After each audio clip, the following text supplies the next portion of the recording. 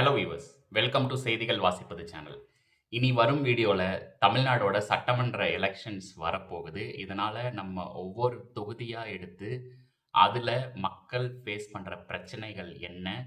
அப்படிங்கிறத தான் வந்து ஒவ்வொரு தொகுதியா வந்து நம்ம பார்க்க போறோம். அப்படி நம்ம பார்க்க போறதுல இதுதான் முதலாவது வீடியோ. ஃபர்ஸ்ட் வீடியோங்கிறனால நான் சென்னையில இருக்கிற திருவொற்றியூர் தொகுதிய பத்தி தான் இந்த வீடியோல பேசப் போறேன். வீடியோவ ஸ்கிப் பண்ணாம கடைசி வரைக்கும் பாருங்க. அப்பதான் இந்த தொகுதியில மக்கள் என்னெல்லாம் பிரச்சனைய சந்திக்கிறாங்க அப்படிங்கிறத உங்களால தெரிஞ்சுக்க முடியும். திருவொற்றியூர் வந்து நார்த் சென்னையில அமைந்திருக்கிற ஒரு தொகுதி. இது வந்து ஒரு டெவலப்மெண்ட் ஆகாத ஒரு பிளேஸ் அப்படின்னே வந்து நான் சொல்லுவேன். ஏன்னு பார்த்தீங்கன்னா, இங்க வந்து அ பெரிய பெரிய ஐடி பார்க்ஸ் எதுவும் கிடையாது. ஷாப்பிங் மால்ஸ்லாம் எதுவுமே கிடையாது. இன்ஃப்ராஸ்ட்ரக்சருமே வந்து ரொம்ப ஒரு டெவலப் ஆகாத ஒரு இடமா தான் இருக்கு. சரி, இந்த இடத்துல அப்படி என்னதான் இருக்கு அப்படின்னு சொல்லி பார்த்தீங்கன்னா, மக்களோட பிரச்சனைகள் இருக்கு, நோய்கள் இருக்கு, போராட்டங்கள் இருக்கு. திருவொற்றியோட ஒரு முக்கியமான பகுதி தான் வந்து எண்ணூர். எண்ணூர் அப்படின்னு நீங்க சொன்னாலே, இதுக்கு எனக்கு ஞாபகம் வர்றது வந்து எண்ணூர்ல இருக்கிற தெர்மல் பவர் பிளான்ட், அப்புறம் எண்ணூர்ல இருக்கிற ஆயில் ரிஃபைனரீஸ், அப்புறம் அங்க இருக்கிற மீன்பிடி துறைமுகம். சென்னையோட ஃபியூவல் சப்ளை அப்படின்னே வந்து நம்ம எண்ணூரை வந்து குறிப்பிட முடியும். ஏன்னா, இங்க இருக்கிற தெர்மல் பவர் பிளான்ட்ல இருந்து தான் வந்து சிட்டில நெறைய இடத்துக்கு வந்து பவர் சப்ளைஸ் வந்து போய்க்கிட்டு இருக்கு. என்னடா ஒரு இடத்துல வந்து தெர்மல் பவர் பிளான்ட் இருக்கு, ஆயில் ரிஃபைனரீஸ்லாம் இருக்கு. அப்பனா அந்த இடம் ரொம்ப டெவலப்டா இருக்கணும் அப்படின்னு சொல்லி தான் நீங்க நினைப்பீங்க. ஆனா அதான் கிடையாது. இங்க இருக்கிற மக்கள் வந்து இதனால வந்து பல்வேறு பிரச்சனைகள வந்து சந்திக்கிறாங்க. எண்ணூர்ல ஆப்பரேட் ஆவுறது வந்து ஒரு தெர்மல் பவர் பிளான்ட். இது வந்து கோல வந்து அதாவது நிலக்கரிய வந்து ஒரு எரிபொருளா கொண்டு தான் வந்து மின்சாரம் வந்து இங்க தயாரிக்கிறாங்க. அப்படிங்கிறபோது இதிலிருந்து வெளிவர புகைகள் இந்த ஏரியா ஃபுல்லா இருக்கிற மக்கள வந்து ரொம்பவே பாதிக்குது. இவங்களுக்கு நெறையா வந்து அ மூச்சு திணறல், respiratory related disease, asthma, wheezing அந்த மாரி பல்வேறு நோய்கள் வந்து இங்க இருக்கிற மக்கள் கிட்ட வந்து நீங்க நெறையாவே உங்களால பார்க்க முடியும். எண்ணூர், திருவொற்றியூர் சைட்ல இந்த வீடியோவ யாராவது பார்த்துட்டு இருக்கீங்க அப்படின்னா, என்னென்ன பிரச்சனைகள் இந்த தெர்மல் பவர் பிளான்ட்னால உங்களுக்கு ஏற்பட்டிருக்கு இப்போ வரைக்கும் அப்படிங்கிறத கமெண்ட்ல மறக்காம பதிவிடுங்க. அடுத்ததா திருவொற்றியூர் சுத்தி இருக்கிற பகுதிகள், எண்ணூர் பக்கத்துல இருக்கிற பகுதிகள்ல ஆயில் ரிஃபைனரீஸ் இருக்கு.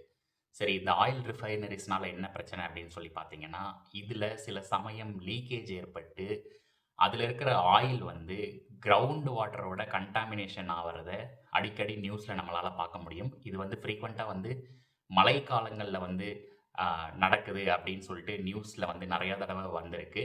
அதேபோல உங்க எல்லாத்துக்குமே ஞாபகம் இருக்கும். 2023ல வந்து எண்ணூர்ல வந்து ஒரு கப்பல் 2 கப்பல்கள் வந்து விபத்துக்குள்ளானதுல நெறைய ஆயில் வந்து கடல்ல வந்து ஸ்பில் ஆயிடுச்சு. அத எடுக்கறக்கு, அத கிளீன் பண்றதுக்கு ரொம்பவே கஷ்டப்பட்டாங்க. இதனால வந்து மீனவர்களோட வாழ்வாதாரம் வந்து பல மாதங்கள் வரைக்கும் பாதிச்சது. மீன்கள்லாம் வந்து செத்து மிதந்தத எல்லாரும் பார்த்திருப்பீங்க. 3 வருஷத்துக்கு முன்னாடி நடந்த அந்த ஆயில் ஸ்பில் ஆக்சிடென்ட்னால பாதிப்புகள் இன்னைக்கு வரைக்குமே இருந்துகிட்டு தான் இருக்கு. அந்த ஒரு ஆக்சிடென்ட்ட வந்து நமது அரசு கையாண்ட விதம் வந்து நீங்களே பார்த்திருப்பீங்க. வாளிகளை வைத்து ஆயில வந்து ரிமூவ் பண்ணாங்க. அந்த ஆக்சிடென்ட் நம்மளுக்கு சொல்லிக் குடுத்தது ஒண்ணு தான். அப்படி ஒரு டிசாஸ்டர் நடக்குது அப்படின்னா, நம்ம கவர்ன்மெண்ட் கிட்ட அத ஹேண்டில் பண்றதுக்கு போதுமான டெக்னிக்ஸும், எக்யூப்மென்ட்ஸும் ஒண்ணும் இல்ல அப்படின்னு வெட்ட வெளிச்சத்துக்கு அந்த இன்சிடென்ட் வந்து கொண்டு வந்தது. இத பத்தி யாருக்கெல்லாம் ஞாபகம் இருக்கு? நீங்க அந்த ஸ்பாட்ல இருந்தீங்கன்னா, எந்த மாரியான சிச்சுவேஷன நீங்க பார்த்தீங்க அப்படின்னு சொல்லி கமெண்ட்ல மறக்காம சொல்லுங்க. இதுக்கடுத்து இந்த மக்கள் ஃபேஸ் பண்ணிட்டு இருக்கிற முக்கியமான பிரச்சனை என்னன்னு பார்த்தீங்கன்னா, திருவொற்றியூர், எண்ணூர் இது எல்லாமே வந்து கடலோர பகுதிகள். இதனால வந்து இவங்க நிலத்தடி நீர்ல வந்து அ கடல் தண்ணியும் வந்து மிக்ஸ் ஆயிருது. இதனால வந்து தண்ணி வந்து அந்த குடிக்கிற தன்மைய வந்து இழந்துருது. இதனால இவங்க சென்னை மெட்ரோ வாட்டர தான் வந்து ரொம்ப டிபெண்ட் பண்ணியிருக்காங்க. அவங்க ஒரு வேள சர்விஸ் கரெக்ட்டா ப்ரொவைட் பண்ணல அப்படின்னா, இந்த ஏரியாஸ்ல வந்து தண்ணி பிரச்சனைகள், குறிப்பா வந்து வெயில் காலங்கள்ல தண்ணி பிரச்சனை அதிகமாவே இருக்கு இந்த ஏரியாஸ்ல. இது மட்டும் இல்லாம இந்த ஏரியால இருக்கிற மக்களுக்கு வந்து பெரிய இன்ஃப்ராஸ்ட்ரக்சர் டெவலப்மெண்ட்ஸுமே எதுவுமே கிடையாது. ரோட்ஸுமே வந்து நேரோ ரோட்ஸ். அதே மாதிரி திருவொற்றியூர் மக்கள் வந்து ரொம்ப காலமா வந்து ஒரு ரயில்வே கேட்ட தான் வந்து டிபெண்ட் பண்ணி இருந்தாங்க.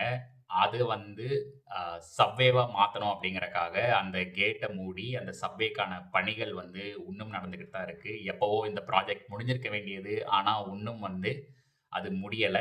அது எப்போ முடியும்னு சொல்லி இந்த மக்களுக்கு ஒரு கேள்விக்குறியாக தான் இருக்கு. இதனால என்ன நடக்குதுன்னு பார்த்தீங்கன்னா, இவங்க 3லிருந்து 5 கிலோமீட்டர் வரைக்கும் சுத்தி அவங்க போக வேண்டிய இடத்துக்கு போக வேண்டியதா இருக்கு. அப்படியும் மக்கள் ஒரு சிலர் வந்து ஒரு ஆபத்தான நிலையில தான் வந்து ரயில்வே ட்ராக் எல்லாம் வந்து கிராஸ் பண்ணி போயிட்டு இருக்காங்க. இந்த திருவொற்றியூர் தொகுதியில வந்து எண்ணூர் மீன்பிடி துறைமுகம் இருக்கு. அதே மாதிரி சென்னையோட ஹார்பருக்கு வந்து கண்டெய்னர்ஸ் எல்லாமே வந்து மோஸ்ட்லி வந்து இந்த திருவொற்றியூர், எண்ணூர் சாலைகள் வழியா தான் போவும். இந்த சாலைகள் வந்து குறுகிய சாலைகள். இந்த கண்டெய்னர்ஸ் மாரி பெரிய பெரிய வண்டிகள் போறனால வந்து இந்த ரோட்ஸ்லாம் வந்து ஈஸியா டேமேஜ் ஆயிருது. குண்டும் குழியும் நெறையா இருக்கு. இதனால வந்து பல்வேறு விபத்துகள் ஏற்படுது. இது எல்லாம் தான் வந்து திருவொற்றியூர் மக்கள் ஃபேஸ் பண்ணிட்டு இருக்கிற ப்ராப்ளம்ஸ். இது வந்து இப்ப கடந்த 5 வருடங்களா மட்டும் ஃபேஸ் பண்ண ப்ராப்ளம் கிடையாது. இது காலம் காலமாக வந்து இந்த மக்கள் வந்து இந்த ப்ராப்ளம் எல்லாத்தையும் ஃபேஸ் பண்ணிட்டு இருக்காங்க. இதுக்கடுத்து இப்போ சட்டமன்ற தேர்தல் வரப்போகுது. இப்ப ஆண்டுகிட்டு இருக்கிறவங்களா இருக்கட்டும், இதுக்கு முன்னாடி ஆட்சி பண்ணவங்களா இருக்கட்டும், இந்த பிரச்சனைகளுக்கு என்னெல்லாம் தீர்வு பண்ணியிருக்காங்க, இல்ல இதுக்கு முன்னாடி இந்த பிரச்சனைகள் எப்படி இருந்தது, அதோட அளவுகள் குறைந்திருக்கா அப்படின்ட்டு திருவொற்றியூர் மக்களாகிய உங்களுக்கு தான் வந்து நல்லாவே தெரியும். அதனால சட்டமன்ற தேர்தல்ல வாக்காளர்கள்லாம் யாரு நிக்கிறா, என்னன்னு பார்த்து கரெக்ட்டா வோட் பண்ணுங்க. உங்களோட ப்ராப்ளம்ஸ் என்னன்னு சொல்லி அவங்ககிட்ட சொல்லுங்க. சொல்யூஷன் இருக்கான்னு சொல்லி கேளுங்க. என்ன கேட்டா வந்து இந்த கட்சிகள்லாம் வந்து தேர்தலுக்கு வந்து மேனிஃபெஸ்டோ வந்து ரிலீஸ் பண்ணுவாங்க. அவங்க வந்து ஒரு பொது மேனிஃபெஸ்டோவா தான் சொல்லுவாங்க. உதாரணத்துக்கு வந்து இப்போ அ எடப்பாடி பழனிசாமி வந்து ஆண்களுக்கு வந்து பேருந்து இலவசம் அப்படின்னு சொல்லிட்டு சொன்னாரு. இது வந்து ஒரு ஜெனரலைஸ்டான தமிழ்நாடுக்கே மொத்தமானது. இப்ப திருவொற்றியூர் ஸ்பெசிஃபிக்கா ஒருத்தர் வந்து அதிலருந்து தேர்ந்தெடுக்கப்படுறாருன்னா, திருவொற்றியூருக்காக என்ன பண்ணுவாங்க? அத இதுக்கு முன்னாடி இருந்தவங்க சொன்னதெல்லாம் நிறைவேத்தியிருக்காங்களா? அப்படின்னு சொல்லி கரெக்ட்டா பார்த்து கேண்டிடேட்ட சூஸ் பண்ணுங்க. திருவொற்றியூரானது சென்னையோட வட எல்லையில இருக்கலாம். இல்ல இன்ஃபாக்ட் தமிழ்நாடோட வட எல்லையில இருக்கலாம். ஆனா, இங்க இருக்கிற மக்கள், சென்னை மக்கள், தமிழக மக்கள், இவங்களோட பிரச்சனை வந்து உண்மையானது. இனி அடுத்து திருவொற்றியூர் தொகுதியில வரப்போற கேண்டிடேட் யாரா இருந்தாலும், இந்த பிரச்சனைகள்லாம் வந்து கண்டிப்பா அட்ரஸ் பண்ணி, அட்லீஸ்ட் அடுத்த 10 வருஷத்துக்குள்ள இதெல்லாம் எப்படி சரி செய்ய முடியும் அப்படின்னு சொல்லி, ஒரு தீர்வு காணணும் அப்படின்னு சொல்லிட்டு தான் என்னோட கோரிக்கை. நான் இப்ப பேசினது இல்லாம திருவொற்றியூர்ல வேற என்ன பிரச்சனைகள் இருக்கு அப்படின்னு சொல்லி நீங்க நினைக்கிறீங்க அப்படின்னு சொல்லி கமெண்ட்ல மறக்காம பதிவிடுங்க. ஐ ஹோப் இந்த வீடியோ உங்க எல்லாத்துக்கும் பிடிச்சிருக்கும்னு நினைக்கிறேன். இதுதான் வந்து திருவொற்றியூர் மக்கள் ஃபேஸ் பண்ற ப்ராப்ளம்ஸ். இப்ப நம்ம திருவொற்றியூர் தொகுதிய பத்தி பேசிட்டோம். இதுக்கடுத்து அடுத்த வீடியோல நான் வேற ஒரு தொகுதிய எடுத்து, அதுல மக்கள் என்னெல்லாம் பிரச்சனைகள ஃபேஸ் பண்றாங்க அப்படின்னு சொல்லி பேசுறேன். அதுவரைக்கும் பை.